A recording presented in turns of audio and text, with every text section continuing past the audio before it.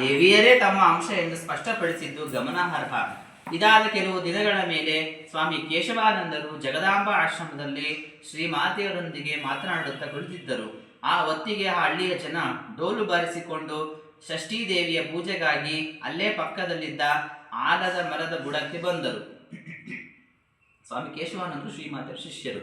ಅವರು ಕೋಯಲ್ಪಾರ ಅನ್ನುವಂಥ ಒಂದು ಹಳ್ಳಿಯಲ್ಲಿ ಜಗದಾಂಬಾ ಆಶ್ರಮವನ್ನು ಆರಂಭ ಮಾಡಿದರು. ಅಲ್ಲಿ ಶ್ರೀರಾಮಕೃಷ್ಣ ಫೋಟೋವನ್ನು ಭಾವಚಿತ್ರವನ್ನು ಇಟ್ಟು ಪೂಜೆ ಮಾಡ್ತಾ ಇದ್ರು. ಇನ್ನೊಂದು ವಿಶೇಷ ಅಂದರೆ ಶ್ರೀಮಾತೆಯವರು ಸಹ ತಮ್ಮದೇ ಭಾವಚಿತ್ರವನ್ನು ತಾವು ಬದುಕಿದ್ದಾಗೆ ತಮ್ಮ ಭಾವಚಿತ್ರವನ್ನು ಇಟ್ಟು ಪೂಜೆ ಮಾಡ್ತಾರೆ. ಅದೊಂದು ವಿಶೇಷ ಶ್ರೀಮಾತೆಯವರು. ಹಾಗೆ ಸ್ವಾಮಿ ಕೇಶವಾನಂದರು ಈ ಜಗದಾಂಬಾ ಆಶ್ರಮದಲ್ಲಿ ಶ್ರೀಮಾತೆಯರೊಂದಿಗೆ ಮಾತನಾಡ್ತಾ ಕೂತಿರ್ತಾರೆ. ಆ ಹೊತ್ತಿಗೆ ಆ ಹಳ್ಳಿಯ ಜನರು, ಆ ಕೋಯಪಾರದ ಹಳ್ಳಿಯ ಜನರು ಡೋಲ್ ಬಾರಿಸ್ಕೊಂಡು ಷಷ್ಠೀ ದೇವಿಯ ದರ್ಶನಕ್ಕೋಸ್ಕರ ಪೂಜೆಗೋಸ್ಕರ ಅಲ್ಲೇ ಪಕ್ಕದಲ್ಲಿದ್ದ ಆಲದ ಮರದ ಬುಡಕ್ಕೆ ಬರ್ತಾರೆ. ಇವಾಗ ಕೆಲವು ನಮ್ಮ ಹಳ್ಳಿಗಳಲ್ಲಿ ಹೋದರೆ ಬೇವಿನ ಮರ, ಆಲದ ಮರ, ಮತ್ತು ಯಾವ್ದ್ಯಾವುದು ಬಿಲ್ವಪತ್ರೆ ಮರ ಅಥವಾ ಬನ್ನಿ ಮರ ಪೂಜೆ ಮಾಡ್ತಾರೆ. ಅದು ಸಂಪ್ರದಾಯ, ನಮ್ಮ ಸಂಸ್ಕೃತಿ.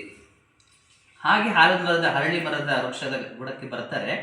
ಆ ಡೋಲು ಬಡಿತದಿಂದ ಮಾತುಕತೆಗೆ ಅನಾನುಕೂಲವಾದ್ದರಿಂದ ಸ್ವಾಮಿ ಕೇಶವಾನಂದರು ಬೇಸರ ಪಡ್ತಾರೆ. ಸಾಕ್ರಪ್ಪ ನಿಲ್ಲಿಸಿ ಅದನ್ನ. ಈಗ ನಮಗೆ ಇಲ್ಲಿ ಯಾರನ್ನು ಬಾರಿಸ್ತಾ ಇದ್ರೆ ನಾವು ಸತ್ಸಂಗ ಮಾಡ್ತಿದ್ವಿ, ಫಸ್ಟ್ ನಿಲ್ಸ್ರಿ ಅಂತ ಹೇಳ್ತೀನಿ, ನಾನು ದಬಾಯಿಸ್ತೀವಿ ಹೋಗಿ.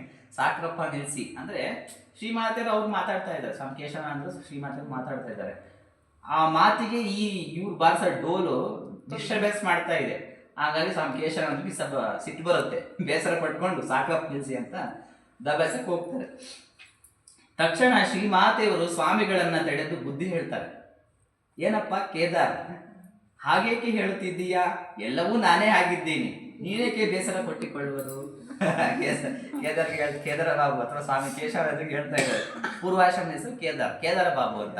ಏನಪ್ಪ ಕೇದಾರ್, ಹಾಗೇಕೆ ಹೇಳ್ತಾ ಇದ್ದೀಯ ನೀನು? ಎಲ್ಲವೂ ನಾನೇ ಆಗಿದ್ದೇನೆ ಅಂತ, ನೀನೇಕೆ ಬೇಸರ ಪಟ್ಟುಕೊಳ್ಳುತ್ತೀಯಾ ಅಂತ ಶ್ರೀಮಾತೆಯವರೇ ಅವನಿಗೆ ಪ್ರಶ್ನೆ ಮಾಡ್ತಾರೆ. ಸ್ವಾಮಿ ಕೇಶವಾನಂದರಿಗೆ ಪ್ರಶ್ನೆ ಮಾಡ್ತಾರೆ. ಇನ್ನು ಮುಂದೆ ಶ್ರೀಮಾತೆಯವರ ಅತಿಮಾನುಷ ಶಕ್ತಿ ವ್ಯಕ್ತಿತ್ವಗಳು ಪ್ರಕಟಗೊಂಡ ಕೆಲವು ಅದ್ಭುತ ಪ್ರಸಂಗಗಳನ್ನು ನೋಡಲಿದ್ದೇವೆ. ಮುಂದಿನ ಘಟನೆಗಳ ಬಗ್ಗೆ ಹೇಳ್ತಾ ಇದ್ದಾರೆ. ಇನ್ನು ಮುಂದೆ ಶ್ರೀಮಾತೆಯವರ ಅತಿಮಾನುಷ ಶಕ್ತಿ, ಶ್ರೀಮಾತೆಯವರ ಸಾಮಾನ್ಯ ಸ್ತ್ರೀ ಅಲ್ಲ, ಸಾಕ್ಷಾತ್ ದೇವಿ, ಜ್ಞಾನದಾಯಿಕೆ, ಶಕ್ತಿ ವ್ಯಕ್ತಿತ್ವಗಳು ಪ್ರಕಟಗೊಂಡ ಕೆಲವು ಅದ್ಭುತ ಪ್ರಸಂಗಗಳನ್ನು ನೋಡಲಿದ್ದೇವೆ.